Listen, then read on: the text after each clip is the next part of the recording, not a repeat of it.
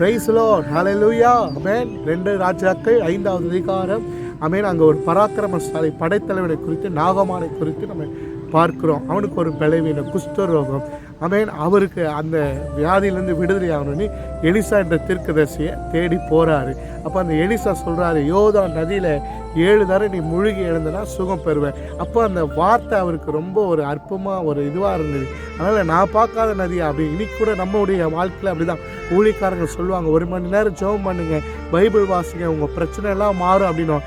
அது எப்படி 1 மணி நேரம் ஜெபம் பண்ணால் பைபிள் வாசா எப்படி மாறும்? இன்றைக்கி நம்ம கூட அப்படி தான் சில நேரத்தில் அசட்டை பண்ணுறோம். எனக்கு அன்பான தேவனுடைய பிள்ளைங்க, அந்த நாகமானுடைய வேலைக்காரர் அவன் சொல்கிறாரு, அவர் சொன்னால் செய்யுங்க, அவன் அது போல் கர்த்தர் அற்புதம் செய்வார் அப்படின்ட்டு.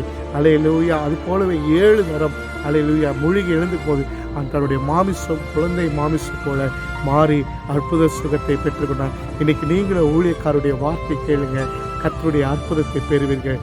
God bless you. Thank you.